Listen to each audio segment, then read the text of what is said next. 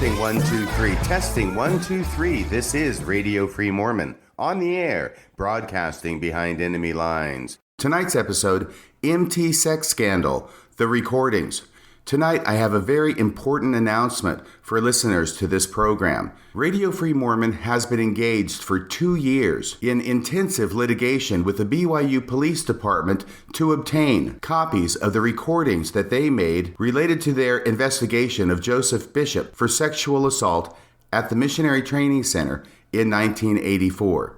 I am happy to announce that I have been successful in obtaining those recordings, and I am releasing those recordings simultaneously in 3 separate parts today, April 7th, 2020. To put this in context and to help you understand the recordings that will follow, in late November and early December of 2017, Mckenna Denson personally confronted Joseph Bishop, former MTC President, with allegations of sexually assaulting her when she was a sister missionary at the MTC back in 1984. Mckenna Denson recorded that conversation. Within the 1-hour meeting that Mckenna Denson had with Joseph Bishop, I think it is fair to say that he did not admit to raping Mckenna Denson in the basement of the MTC, as she alleges. However, he did make a number of incriminating statements. He did admit to some sort of sexual impropriety with Mckenna Denson, and he also admitted to potential sexual impropriety with another sister missionary at the MTC at the time. The recording of that conversation was leaked to the world on March 21st, 2018. And after that recording was leaked, I managed to get myself neck deep not only in the investigation of the case,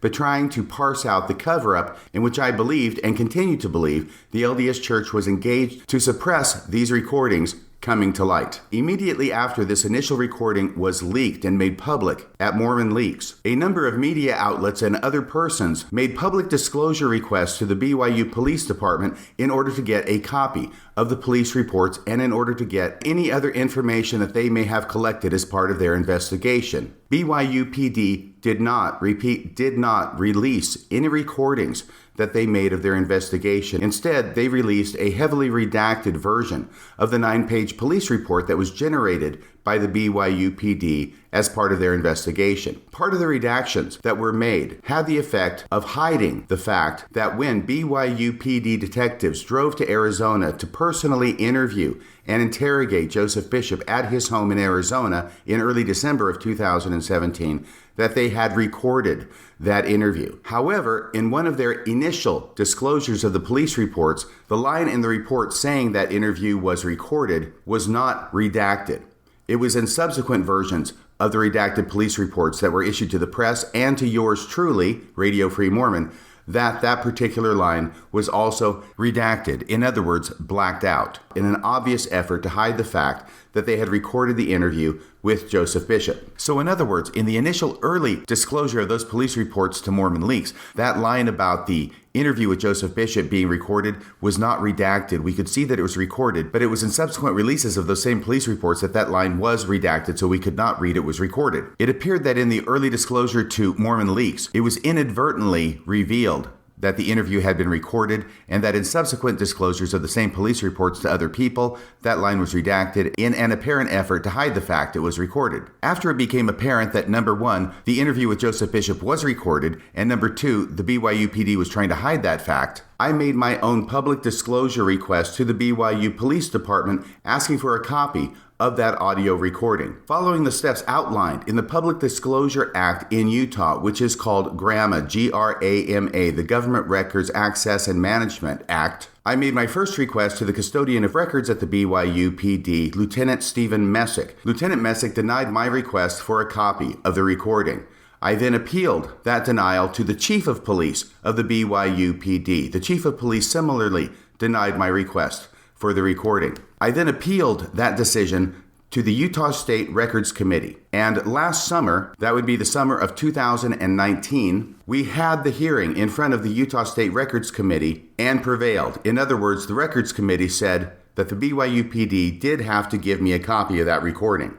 But that was not the final word on the issue, because the BYUPD, instead of complying with the order of the committee, appealed that order to the district court in Utah. The primary argument of the BYUPD as to why they did not have to release the recording to me was that the BYUPD was not a public agency and therefore was not subject to the requirements of the Public Disclosure Act in Utah. Now, another case involving the very same issue was already headed up to the Utah State Supreme Court. And so by agreement of the parties, we took our case and we parked it, we stayed it in the district court level pending a decision from the Utah Supreme Court on the same issue as to whether the BYUPD was in fact subject to GRAMA. In the meantime, I have been engaged in protracted negotiation and mediation with the attorney for the BYUPD. We have had multiple meetings with the mediator for the Utah State Records Committee. Now, the mediator is a position at the Utah State Records Committee. It is not a person who is on the committee. Instead, it is a person who serves as a mediator between parties if parties have a conflict and a dispute as to what should be released and what should not be released under the Public Disclosure Act of Utah, i.e. GRAMA. The mediator sees if she can bring those parties together and come up with a resolution that is mutually agreeable. If that is able to be done, then the matter does not have to proceed any further in litigation. And that is what has happened in this case. There has been extensive discussion and meetings of the parties with the mediator, and those discussions and meetings have finally resulted in BYUPD releasing the audio recordings related to the police investigation of Joseph Bishop. It is those recordings that I will be releasing today at 2:00 p.m. Mountain Time, because according to the terms of the agreement that the parties have hammered out, it is at 2:00 p.m. Mountain Time on April 7th, 2020, today, that those recordings become public information. Now, the question may be asked, and it's a good question, why did it take 2 years to get BYUPD to release the recordings of their investigation into Joseph Bishop? I will tell you from my perspective that I have been doing criminal law and practicing in this area for 30 years now, and this is, to my knowledge, unprecedented. It should not have taken 2 years, in my opinion, for the BYUPD to finally release the recordings that they made of the interview with Joseph Bishop, and as it turns out, additional recordings pertaining to that investigation. I'll get to that here in a second. But the reason it should not have taken so long is because these recordings should have been made available 2 years ago. Under normal circumstances, I believe that any police department, and I've dealt with a number of public disclosure requests with various police departments prior to this, but I believe that under normal circumstances, a police department would have released not only their police reports, which would be redacted, by the way, but not extensively redacted, not entire pages and not entire paragraphs redacted, as happened initially in this case, but with redactions that are provided for under the GRAMA statute. Redactions that remove the name of potential witnesses and any information regarding those witnesses, such as their address, such as their phone number, that might be used in order to identify them. As I say, this is something that happens all the time with public disclosure requests. And similarly, these recordings, which were part and parcel of the police investigation, these recordings should have been released 2 years ago with the redactions that are simply made in order to remove the names of persons who are not parties to this investigation. And that is what has been done here. The recordings that I have obtained are complete recordings.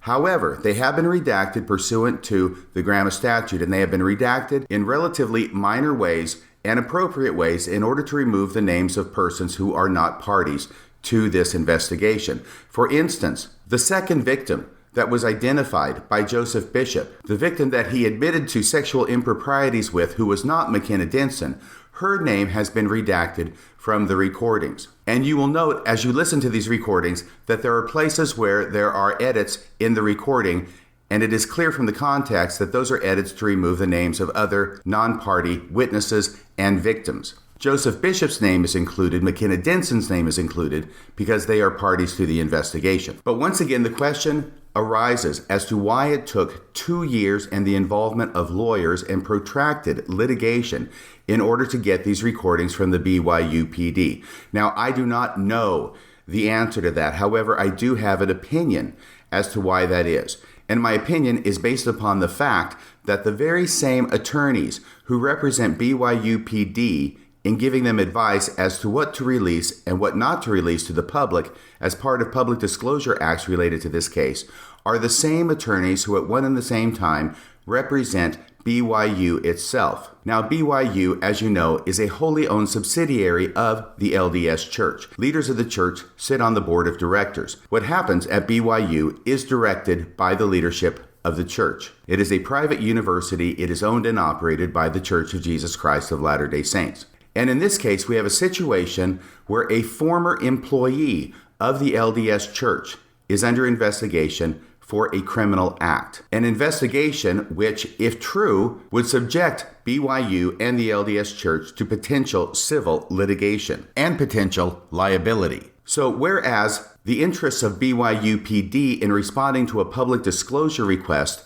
is to follow the law outlined in the Graham statute and fully and appropriately respond to that public disclosure request, the interests of BYU and the LDS Church in this situation are different, markedly different. The interests of BYU and the LDS Church are to keep hidden information contained in the police reports and investigation that could potentially subject BYU and the LDS Church to liability in this investigation. That is why I consider it highly problematic that the same attorneys representing BYUPD and giving them advice as to what to disclose and what not to disclose are the same attorneys representing BYU, who has a completely different set of interests as to what the BYUPD should disclose and what they should not disclose. It is these conflicting interests and the fact that the same attorneys are representing both BYUPD as well as BYU in this matter that I believe have resulted in the extremely unorthodox redactions that occurred in the initial set of police reports and also the redactions that hid the fact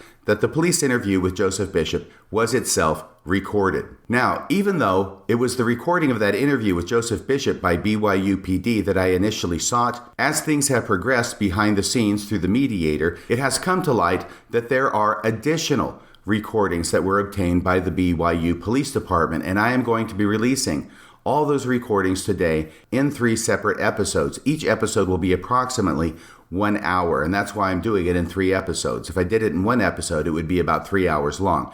And I want to do it in 3 episodes, not only to make it easier to listen to, but also easier to locate which recordings are played in which episode. Now, this recording, episode number 1, will contain a recording of Mckenna Denson reporting her allegations to the BYU Police Department. Now, it was clear that after Mckenna Denson had confronted Joseph Bishop and recorded her conversation with him, that she took that to the BYU Police Department to make her initial allegation and her criminal complaint. What was not known at that time, at least by me, was the fact that BYU Police Department recorded that approximately 1 hour-long contact, that initial contact that they had with Mckenna Denson, in which she reports her allegations against Joseph Bishop. It is that recording that will be played here in episode number 1 of this podcast. The second recording that we have obtained here at Radio Free Mormon will be played in episode 2. That is the recording of the police interview with Joseph Bishop when they drove down to his house in Arizona in order to confront him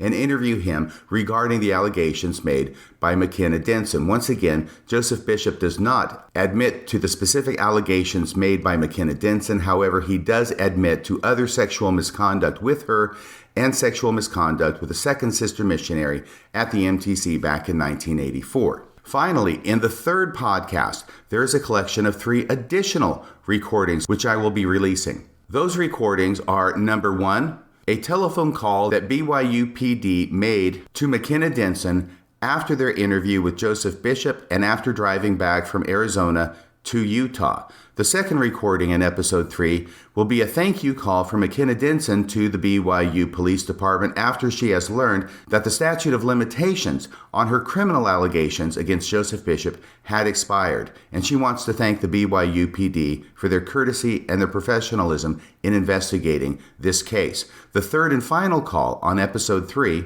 is a follow-up phone call that BYUPD made to Joseph Bishop. Joseph Bishop had called the BYUPD and left a message for them that he wanted to say more in addition to the original interview that BYUPD had with him. BYUPD returns the phone call on December 5th, and part 3 of episode 3 is the recording of that phone call. It is in that recording that Joseph Bishop makes it absolutely clear that he admits to doing something sexually inappropriate with Mckenna Denson. However, he denies that it rose to the level of actual rape. So once again, this is a very big day at Radio Free Mormon. After 2 years, we have finally succeeded in obtaining the audio tape that we were seeking, and in addition to that, we obtained multiple other audio tapes from the BYUPD. I think that as you listen to these audio tapes, you will find them very interesting, not only for what is said, but for what is not said, and also for how it is said by all parties concerned. The 2-year effort to obtain these audio recordings has cost a great deal of time and effort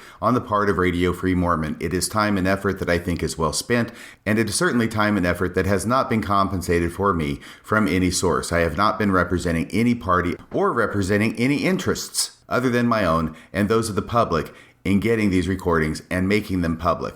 I hope that if you appreciate this time and effort, you will make a contribution to Radio Free Mormon today. Just go to radiofreemormon.org and please make a monthly contribution, $10 a month, $20 a month, whatever you can afford. Your contribution will keep Radio Free Mormon broadcasting behind enemy lines.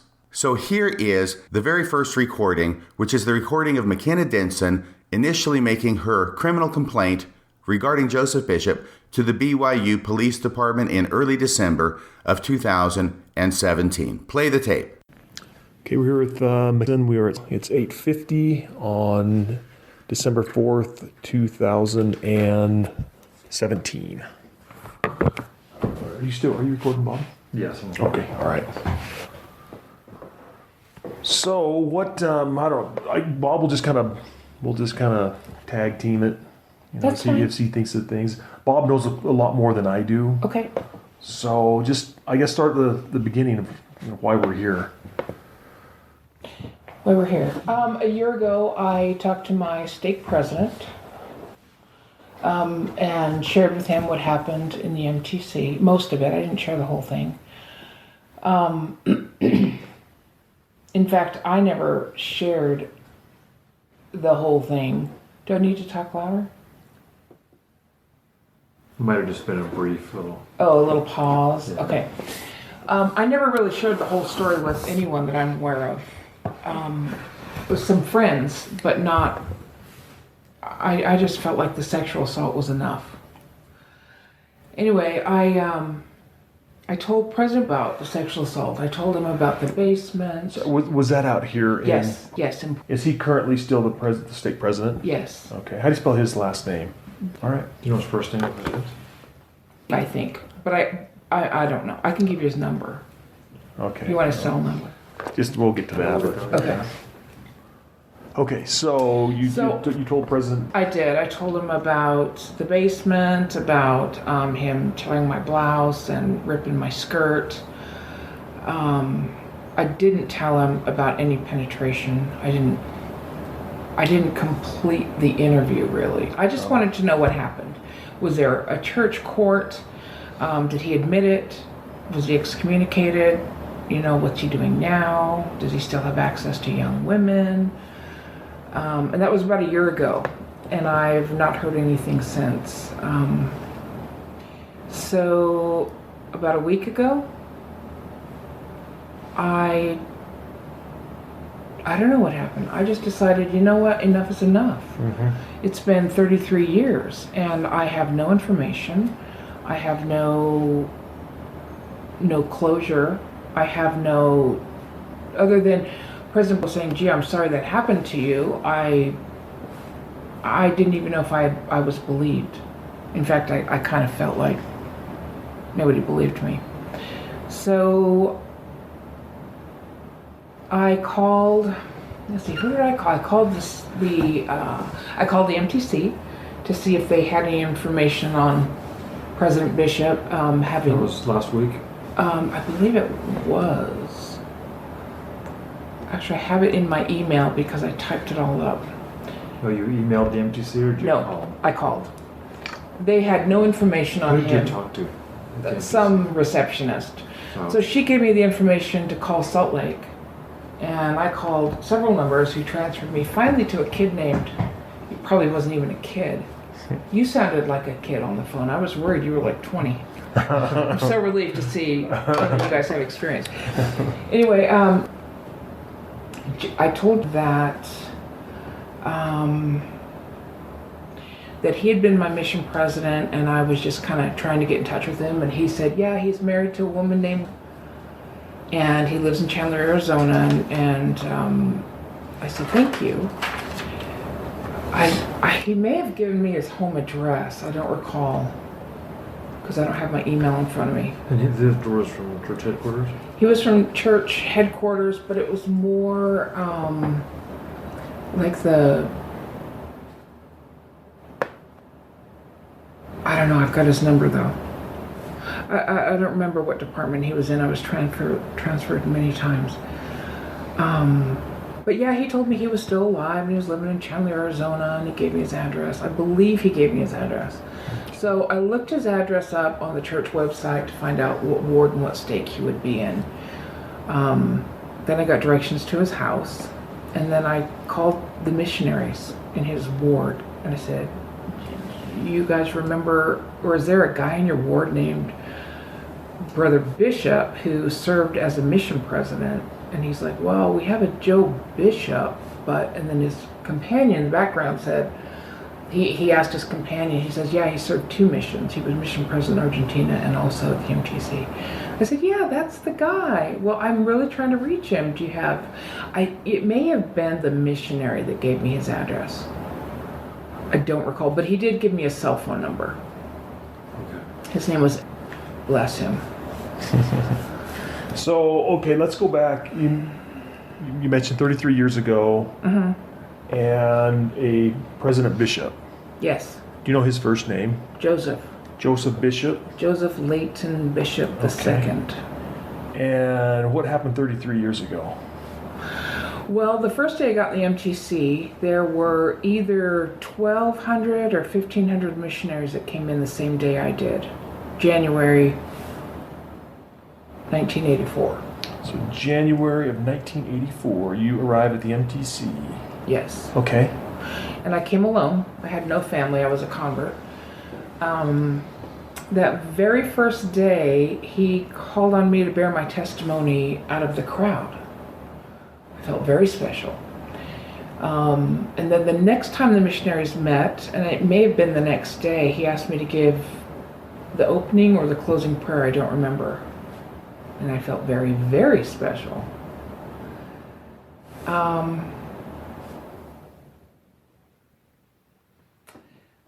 I don't remember the sequence of events really. I can just tell you that there was an incident where there were 3 other sisters in his office with me. There were 4 of us altogether. And he started talking about, asking questions about our backgrounds, and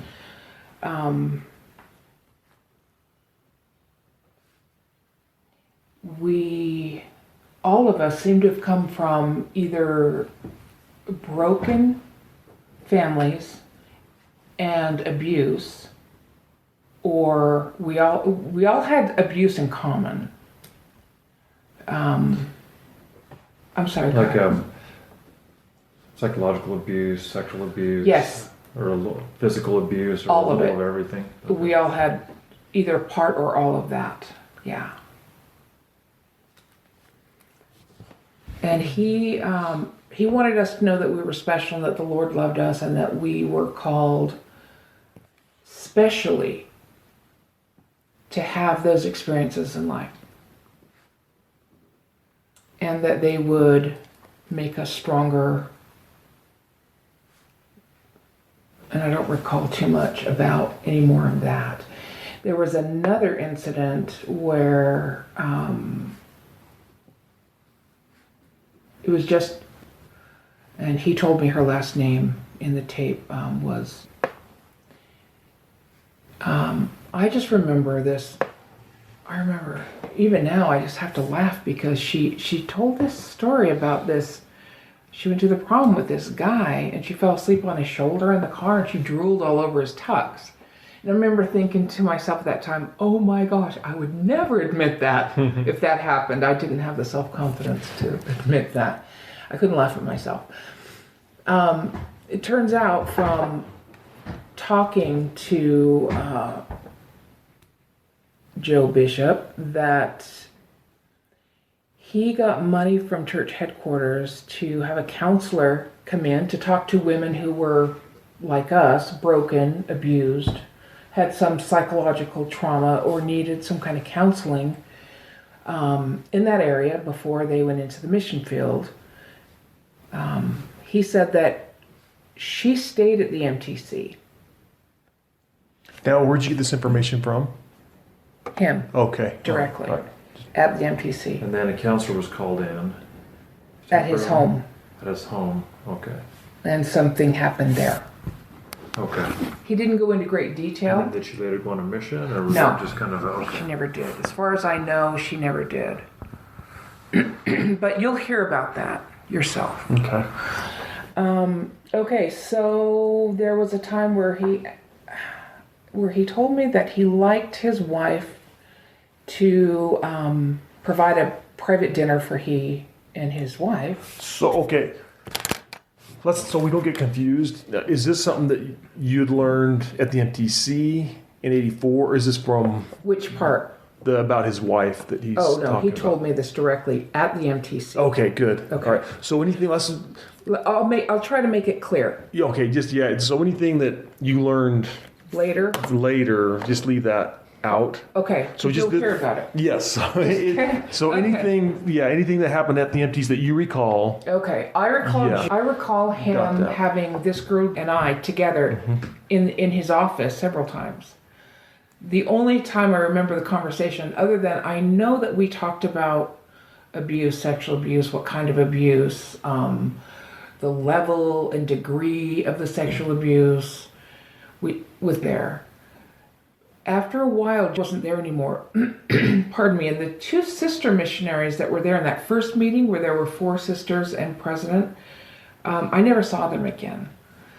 And I'm not. Just that one time. Yes, sir. And I don't know if it's because they left the MTC and were sent on their mission, or if they were wise young women and said, okay, this is creepy, I'm not coming back. At one meeting at the MTC, when I was called out of my class, trust me, I didn't learn any Spanish. I don't remember the situation, but I do remember that he told me that he liked it when his wife had a private dinner with him, candlelight, and that she had this blouse or a dress. I pictured it as a peasant blouse because it had some kind of elastic, and he said he liked it when she pulled it down over her breast and exposed her breast when they had this private dinner.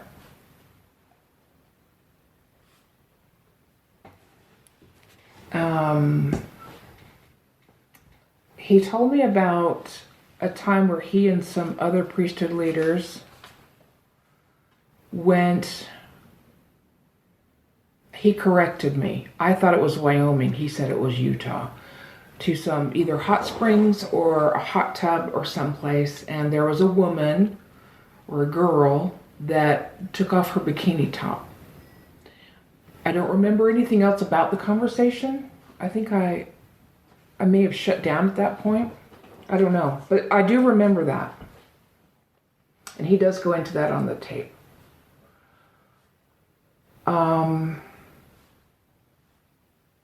He did tell me a time or two, this is kind of insignificant, but that his marriage was sexless, that he had no intimacy with his wife. So these are one-on-one conversations that These are one-on-one he's got you conversations. secluded in his office and he's telling you Yes. these things. Okay. Mm-hmm.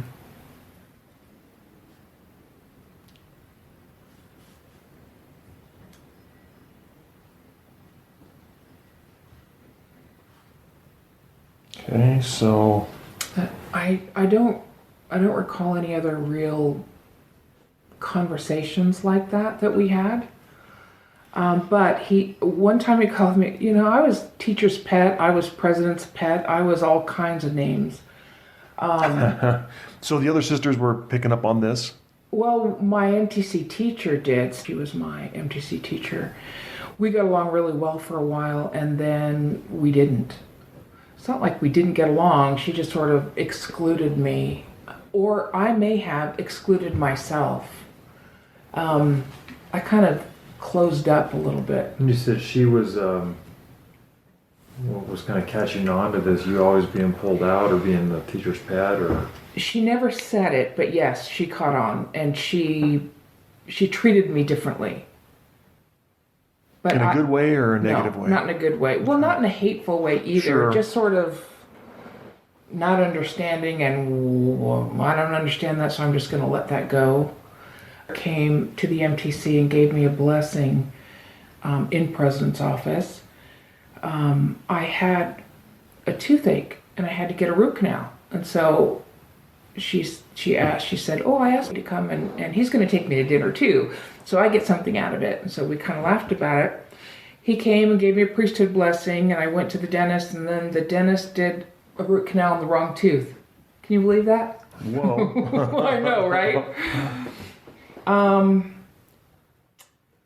Then the final thing that happened, and I honestly, I feel like there were not more physical incidents, but more, there was a lot of, he always tried to hug me. He never tried to kiss me at that point, but he always tried like to. When you would meet together, he'd like try to give you a hug or something. He like did. that. Every time I came in the room, he would give me a hug. Yeah. But there was the incident is kind of what I call it. I don't know what day this happened.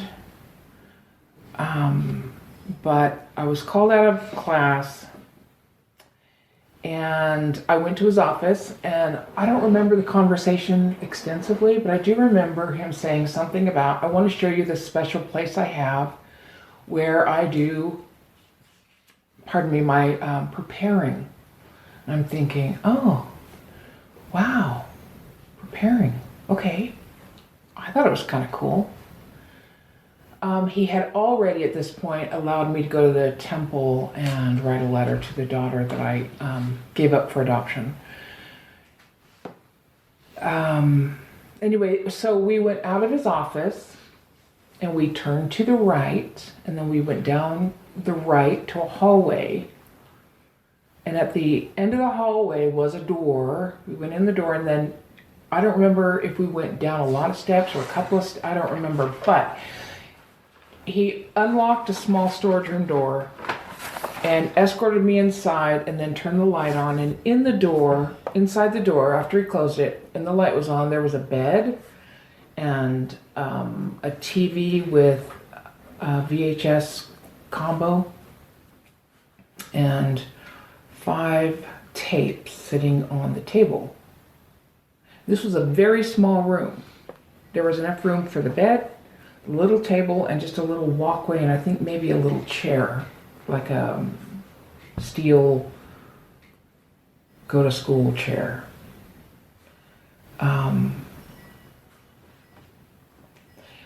He talked to me for a little while. I don't remember what we talked about, but I remember being nervous. And then he tried to kiss me, and I pushed him away, and he reached over and he pulled my blouse apart, and he tore 3 of my buttons. This was my favorite blouse. I was really not happy about that. He threw me down on the bed,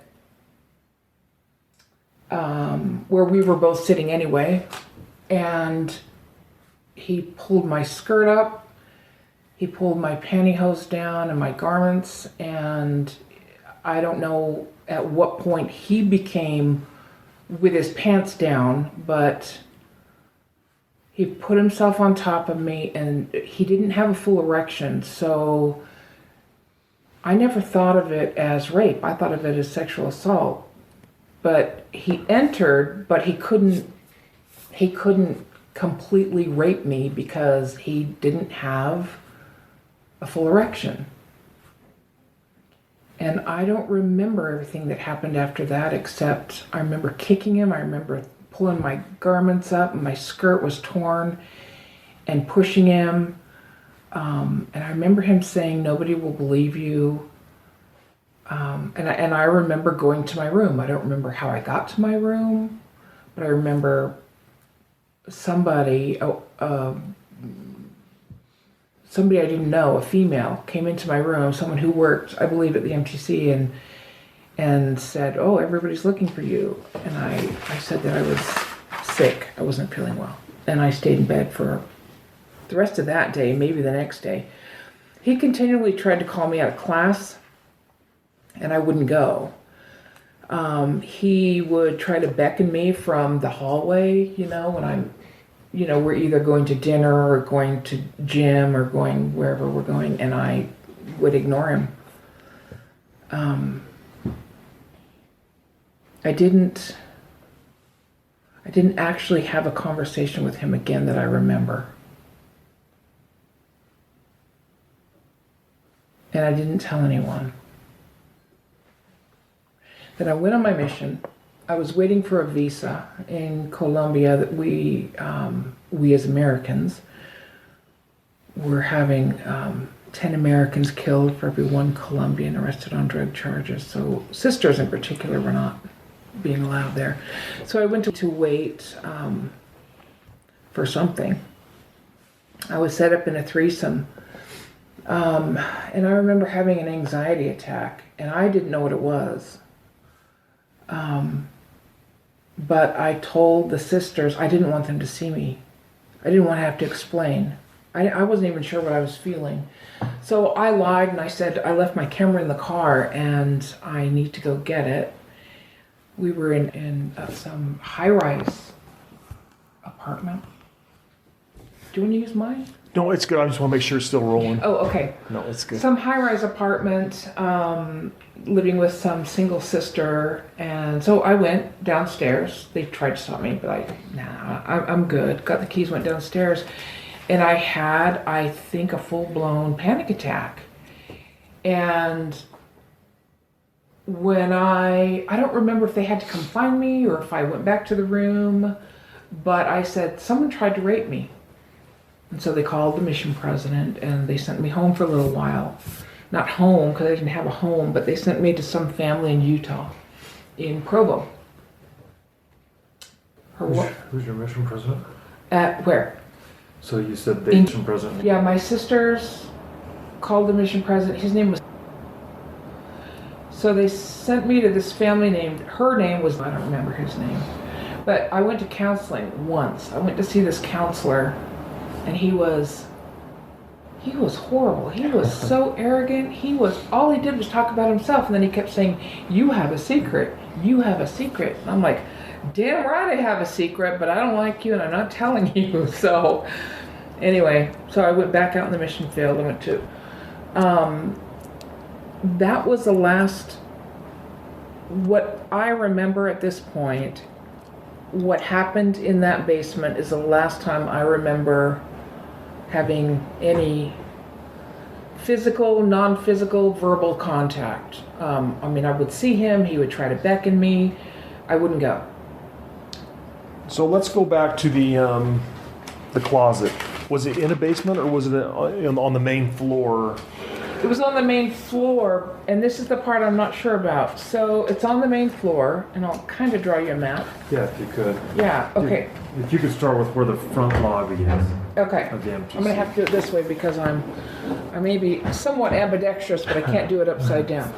Okay, so this is the front of the MTC. This is the front doors. This is like the lobby, where the reception is. Okay, and then there was like this hallway. Okay. And then I'm not sure what all was over here, but his office was right here. Okay. So with this being his office and his door, we went out, around, and down the hallway. And then there was a storage door. There was a door right here. How close, when you go down the hall, there's several little halls. And then you go out and exit. There was no exit. How far? There was no exit there going was down no that exit. hall? Mm-mm. So it must have been renovated since then and now. Oh, you went and it's not there? Well, I have an office there. Oh, you do? Oh, crap. Yeah. Okay. So that could have been like where office was at. That's what I'm thinking, aren't we? So we're down If this is way. reception. This is our security office. Yeah, you guys are over here. This is the current president office right there. So down this hallway, I'm thinking, isn't that where... So down here is where they have like the district presidents. There's a couple halls and then these doors that exit out that side. Do you remember, not to put, anything in your brain here, but anything over in this area? There was eating. Okay. Was over here somewhere. Okay. Yeah. But the offices could have been reconfigured. So when you see the offices here, was the door going into the main hallway? I believe it was, but I can't swear to it. And so you had to come out of his office, and then yes. Okay. Correct. And then you went not very far and right into.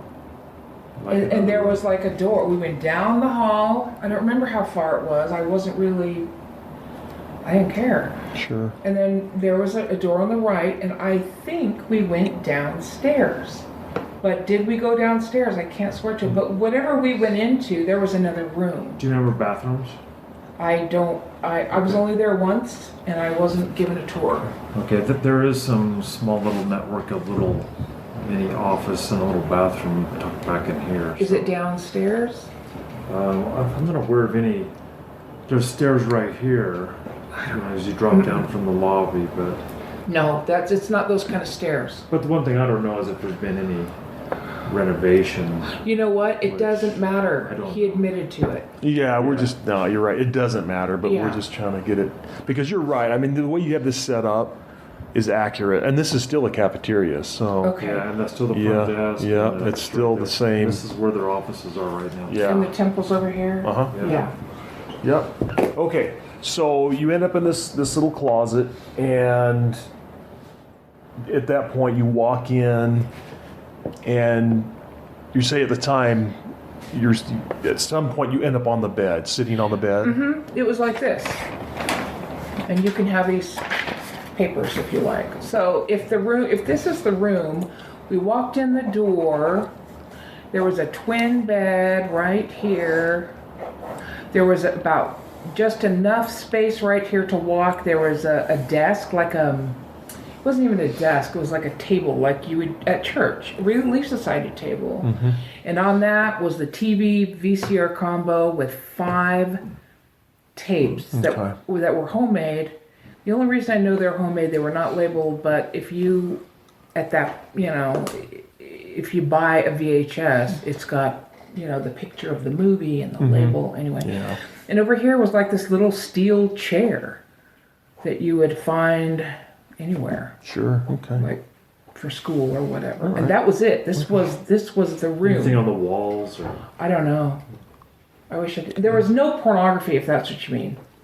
Well, like shelves of I don't know. books or. I don't know. So a twin bed, like not a cot, but a bed that was like maybe out of one of the dorm rooms or something? Yes. Okay. Yes. Gotcha. All right. Yes. So at some point you walk in, and does he tell you to sit down, or what's that conversation? What gets you onto the bed to sit down? That was the only place to sit. Something was on the chair, and I was here. We came in, and then he closed the door, and then he turned on the light, and then he went around me. Okay. And then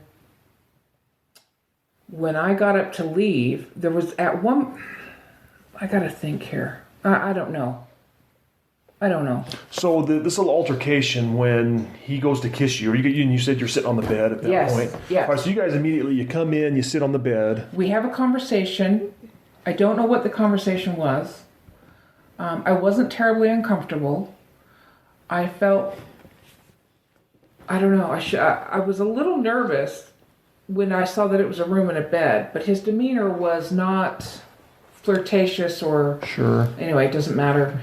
Yes, I sat on the bed. Mm-hmm. And he sits down next to you? Yes. Okay. He sat down next to me, and we had a conversation, and then he leaned over to kiss me, and I pushed him away, and then he wasn't angry. He was never really angry, but he reached over and he pulled my blouse apart. He didn't undo the buttons. He just ripped it off, and then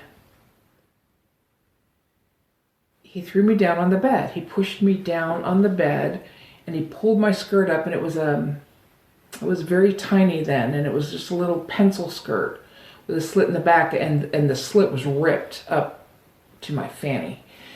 I just remember he pulled my pantyhose and my garments down, and I don't know at what point he became exposed. So, before we get to that point, So you're in a separate, it's a blouse and a skirt. Yes. Right? Blouse and skirt. And so he uses both hands and rips the blouse open. Yes. And then he forcibly puts you onto the bed.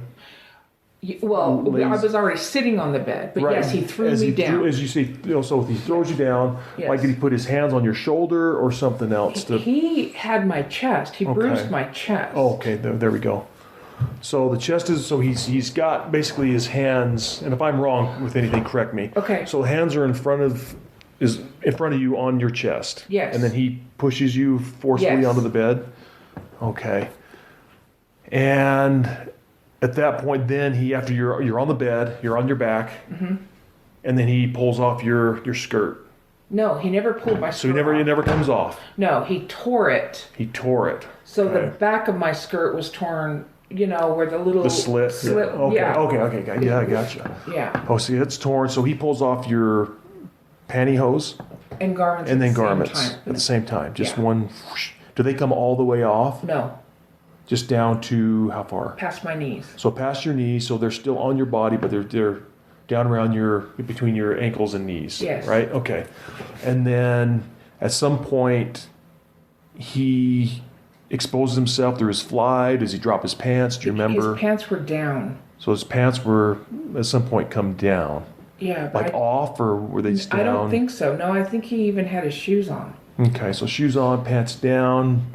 Are his garments down? Or okay, so garments are down. So do you see his penis? Yes. Okay, so you see it, and you say it wasn't fully erection. So let's go 100%. So 0 being limp. Normal.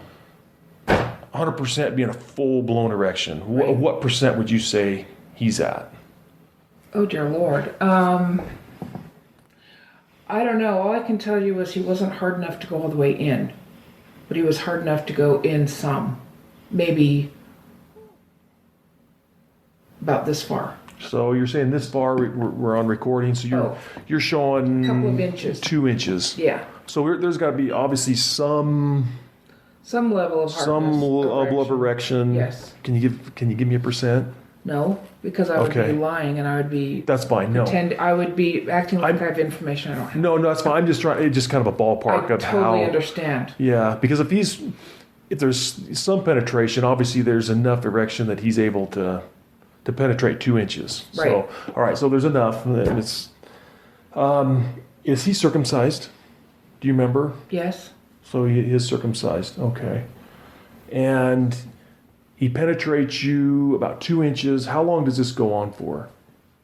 He got in and I pushed him out. Okay. So... And that was it. How... I pushed him, I kicked him, I got up, I pulled my pantyhose and garments back on all in one fell swoop. They weren't totally on, I'm sure. And I don't know how I left. Okay. I don't know. I don't even know if I can imagine, but I really don't even know if I had my shoes when I left. I don't know. I just remember leaving. Okay. And trying to get the hell out of there. Mm-hmm. Okay. So then that was really, other than you said he tried hugging you. Yes. This was really the first time that there was a kiss that was involved, or that was that kind of physical contact. Yes. Okay. He had the lingering hug, Yeah. Right. Kind of like my grandfather would do, but not quite so. Yeah, not the little... Okay. No. So, what do you think, I know this is a long time ago, but what do you think the time frame was from the time that he opens up that door to that closet from the time that you're leaving? What do you think? 40 minutes. So you're in there about 40 minutes inside that room? Okay. Yeah, it's embarrassing, but yes, we were in there for a while. The conversation was benign. Mm-hmm. And then I don't know, I don't remember if the conversation ever became sexual in nature. I mean, looking back now with the life experience I have, I can see how he was grooming me, but I don't know. Here's what I don't know, and he may or may not answer this. did he go in there with the intention to have sex with me? Did he go in there with the intention of just seeing how far things could go? Or did he go in there with the intention of just raping me? I don't know. It doesn't matter. Right. Either way, it doesn't matter. But I don't know what his intentions were. I know that he's secretive. I know that he was really good at what he did. And there is no way that I was the first one or the last one. Did he mention anything to you that that there were other women? Or Yes. During this time, or was Yes. this On the tape. okay? So later, okay, later in life, okay. So in there about 40 minutes, then you end up. You don't really remember getting out of there, but you all of a sudden you're back in your room, you're back in your dorm. Yes, and yes, the question I had, did I have my shoes on? Did I not? Did I mean, I imagine that I did, but I can't even answer that in all honesty. Sure. Okay, so yes, I'm back in my room. All right. So back in your room, and you told others that you just weren't feeling well. And what did you do with that blouse and torn skirt? I threw them away. You just threw them away. They didn't go on your mission with you to repair. No. They were gone. They were, okay. yeah. All right. How far would you say it was ripped, that skirt, when he tore it? Well, it was a down below my knees kind of A-line skirt with a slit in the back. Pretty typical. If this is my fanny, it was Gotcha. torn up to my fanny. Okay, so just from the slit, ripped. from the natural slit, it was ripped up Yes. to where Right up the seam. your bum is. Okay. Cheap skirt. And then your blouse, you said there was 3 buttons that did it rip it, or would just pop the buttons off? Pop the buttons off. Okay. Did you throw it away that day, or? I don't know. Okay. I don't know. No, that I would- know it's so. I'm not sure I even got out of bed that day All after right. that. I Now, when you say you were bruised on your breastbone, was there visible bruises? Yes. The next couple days. yes. Okay. Can you describe what they look like, or how big, or? Well, they were just dots, you know. But I had no breasts. I wore a padded bra. I had no boobs when I was 21 years old. I had barely started my period just a few years before that. I was a very slow developer. He grabbed my breast at some time and squeezed them, and it really hurt. And I don't know if there were, was there bruising from that? I don't know. I think the bruising came from ripping my blouse and pushing me. So there was. I mean, sounds like a pretty violent event. It was very fast. Yeah, it was pretty, it was, okay.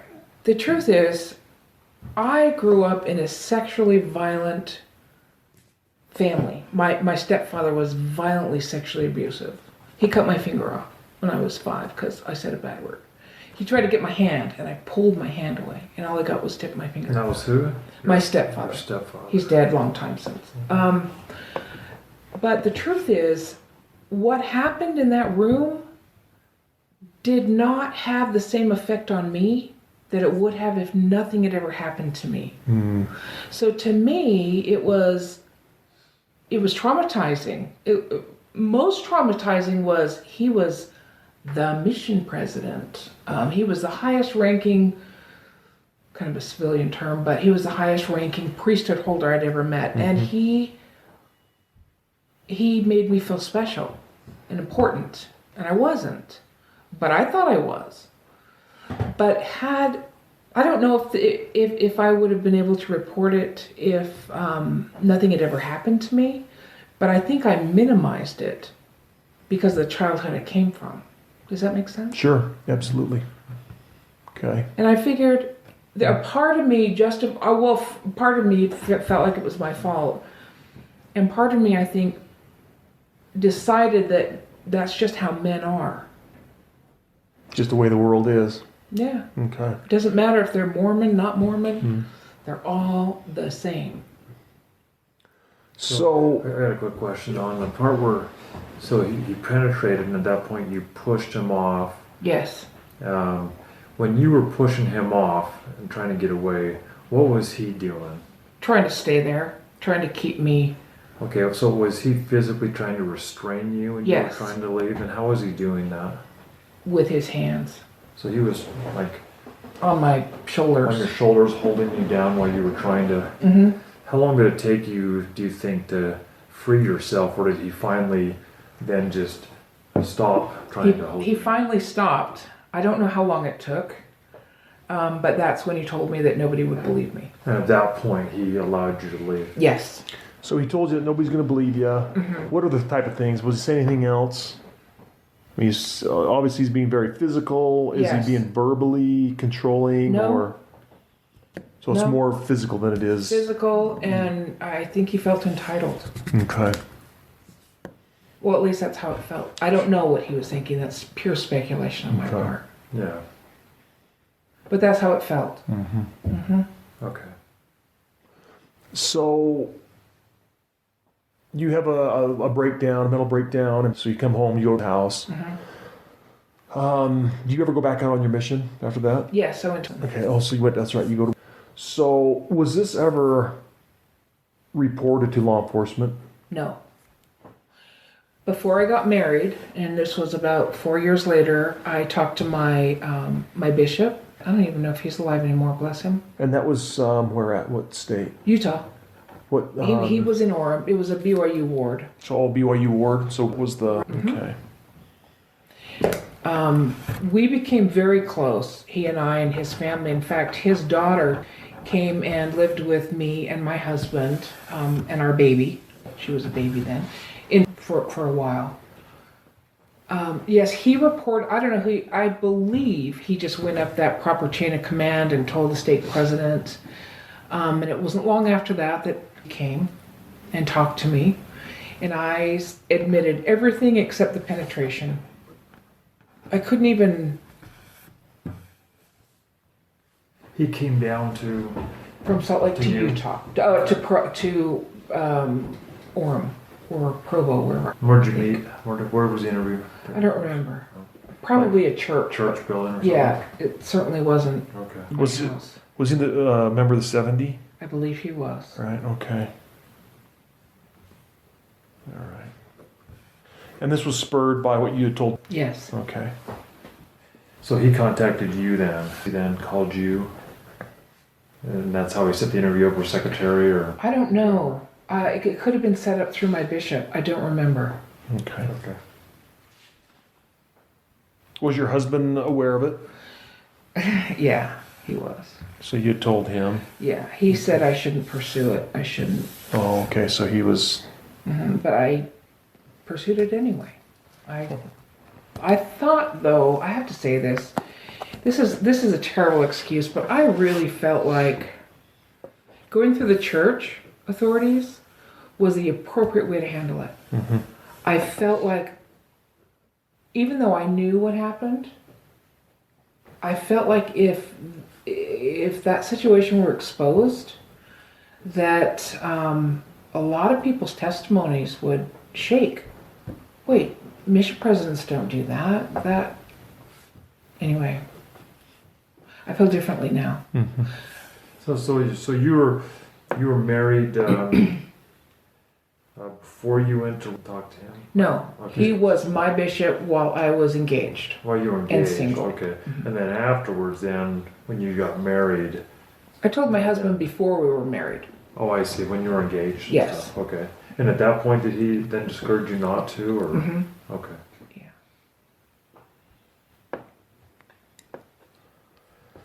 So time goes on. So after you talk to, do you ever talk to anybody about it again?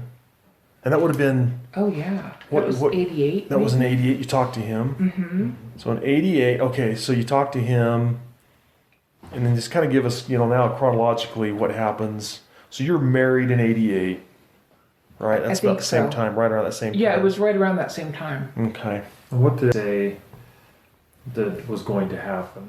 He said he was going to investigate and get back to me.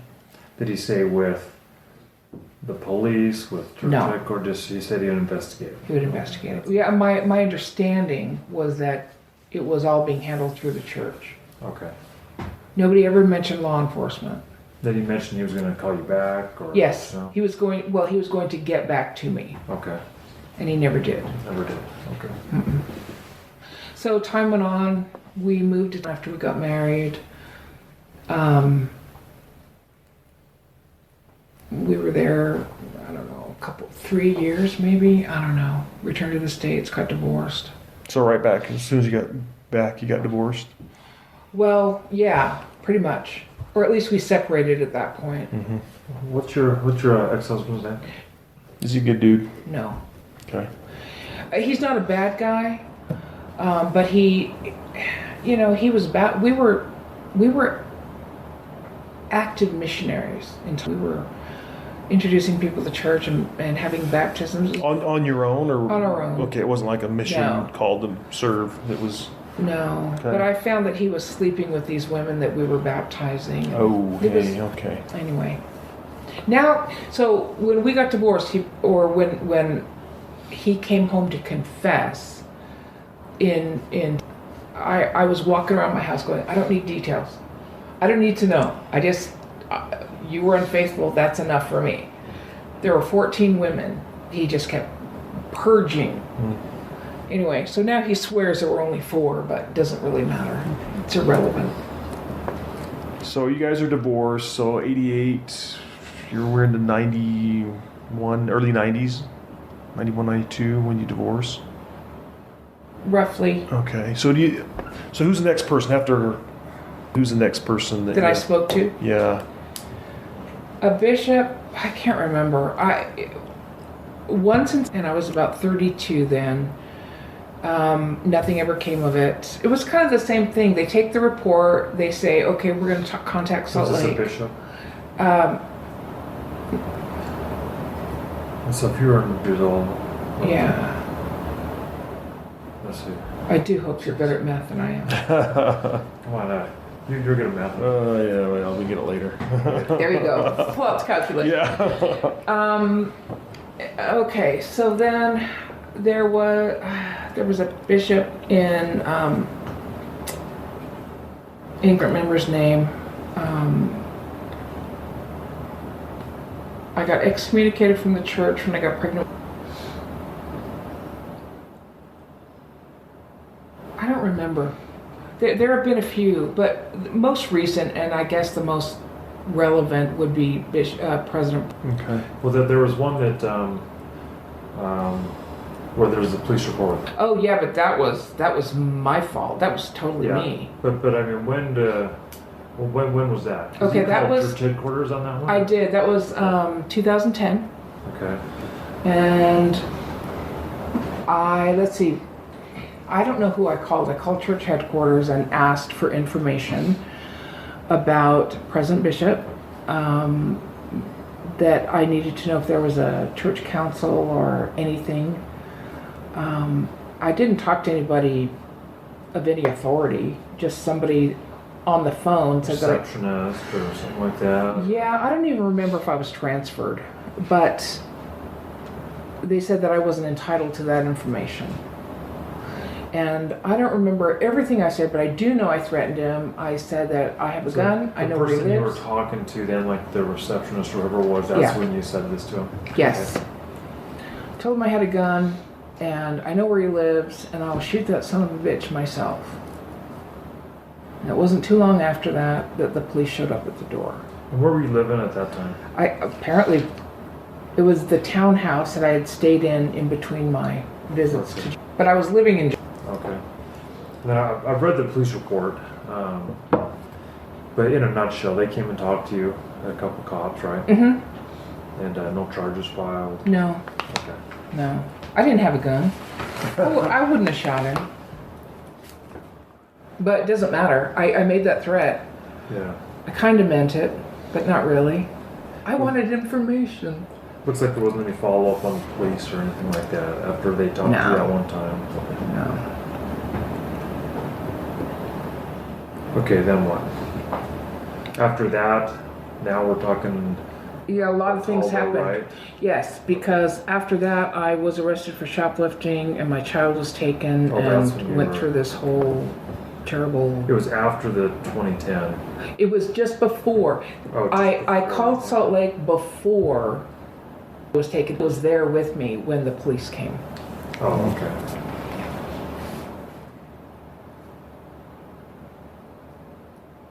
So it had to be before June of 2010. Okay.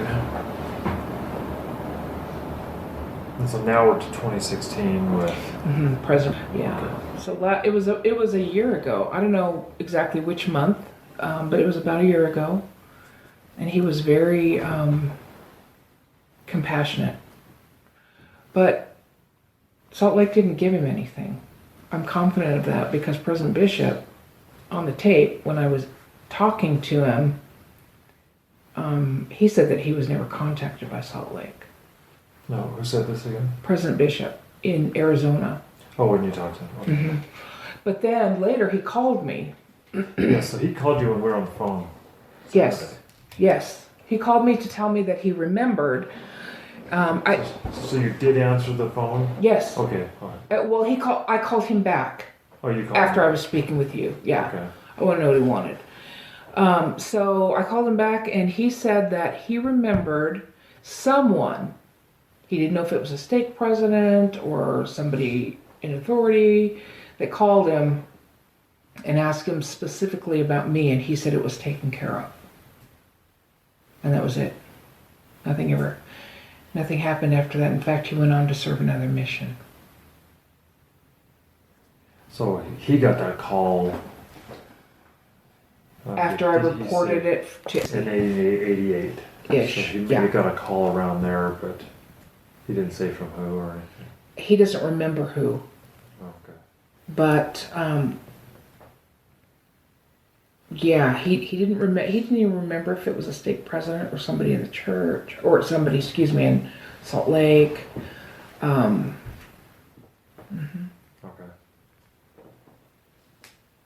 Now, was this after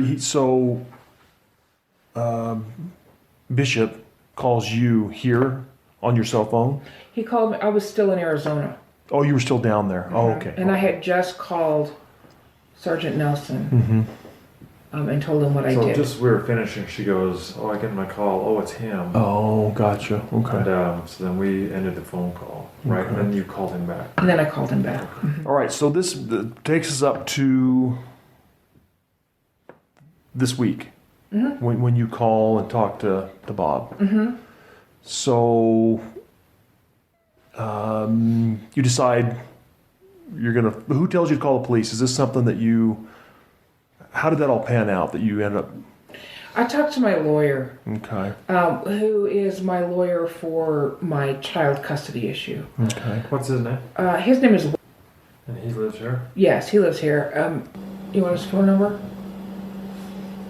I don't think we'll be contacting him. Well, He has an office here. He does, yeah. I talked to his junior companion, or excuse me, that was a slip of the tongue. Junior attorney there, his name was, and said that he didn't know the laws, he didn't know statute of limitations. He doubted very much if it was something that could be pursued, but it could be civilly. But I started thinking about it, and I thought, because he was so brazen, I wasn't the only one. And so there are other women whose lives have been, it destroyed me. It did. I have absolutely no confidence in priesthood holders whatsoever. I never remarried. Part of that is my childhood, part of that's my husband, and part of that is this, anyway. So you call the MTC, right? No, I called the Provo PD. Oh, okay. All right. Provo PD first. So Provo PD, they transfer. MTC to just follow up on some information. Did I? On Bishop. That was a long time ago. Yeah, okay. That was a few days before you. Okay, yeah, a few days before me. And Yeah. And then when you wanted to call us, you called Provo PD first because then they transferred it to. Yeah, I didn't know that BYU would manage the MTC. It doesn't matter. No, it doesn't matter. So they sent me to you, Yeah. and I spoke to you. And then that's when we called the county attorney's office once you told me some details on the penetration that rape is one of the, crimes that is still able to be prosecuted under the laws of statute of limitations. Yeah, which I was shocked to hear, but glad. Yeah, that's why we're here, because we can do that. Well, President Bishop, and you'll hear this on the tape, he admits to everything. He admits to the room, or the basement room, the storage room, whatever it is, the whole thing with his wife, the blouse, he called it a dress, whatever. He said that there were other women, but he didn't go into detail. I didn't ask. Did he hesitate when he started saying all this? No. Or was he just He was purging. saying everything? Well, I told him, I said, repentance, my understanding said, I don't believe in the church, but I believe in the gospel. I believe in the Book of Mormon, I believe in prayer, I believe in the atonement. But part of repentance isn't that, and you and I spoke about that, isn't that saying you're sorry to somebody? So how could you possibly, he said he repented to, and I said, so you told him everything you did? And he said, yeah. And I said, well, then you didn't tell the whole story. You only told part of it. Anyway, I was not very nice to him. Okay. In fact, I called him on When did he bullshit. say that happened? When he talked to I don't know. I stopped taking notes. Oh, okay. I stopped taking notes. But it's recorded. Yes, it's all recorded. So we won't beat you up with that since we have the recording. Yeah. Okay, Well- he said that he repented and he came clean.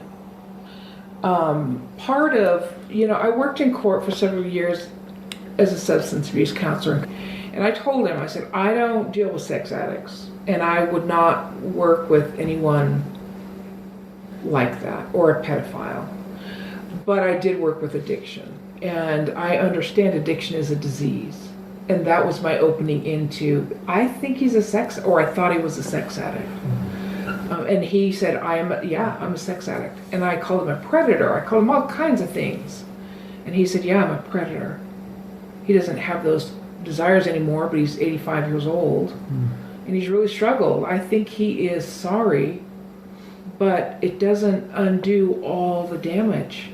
And it's not just me. There's got to be these other women out there who are destroyed. What did he say about what he's going to do now? Just so we get a little bit of insight when we go talk to him. Does he say anything about talking to the police? Did he say anything about, well, the cops are probably going to show up at my door? No. Anything like that? No, I made him think that he needed to consider a civil alternative. Because I didn't want him, I think he went to a stake president. I didn't want him to,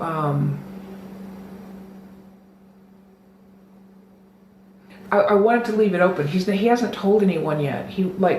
This woman, his wife died 12 years ago, is what he said. And then he married this woman, and then they got divorced. And now they're getting married again. And he said her love has healed him. And I said, you are so full of shit. That is a crock of shit. Did he say that she knows No. In fact, I said, she loves the person that you present yourself as. She doesn't love you. She doesn't even know you. Would she marry you again if she knew this about you? He said no. I said, well, what part of repentance are you talking about? How mobile is he? Is he like up and going? Up and going, absolutely. He's not well. He's got, he thought he was going to die a couple days ago, Thursday, I think, when he went in for an outpatient procedure. He'll tell you about that too. No, he's on his deathbed. He's not. He's mobile. He's healthy, except his heart thing. Is this house in Chandler, is that his permanent home, or is it a snowbird home? Or? No, it's his permanent home. Okay. He lives in a retirement community. Okay. I'm just getting this information because we're gonna go down and look for him. I don't think he will be surprised to see you. I don't think what he's going to do is lawyer up. I think he wants to get it out and get it over with. He's only got, he may not even live a year. It's kind of what we were talking about. He might be that point in his life now. It's like, man, I'll just talk to you. I think that's what's going to happen. I might be mistaken. He wrote 3 books, he told me about. And he's had some really great experiences.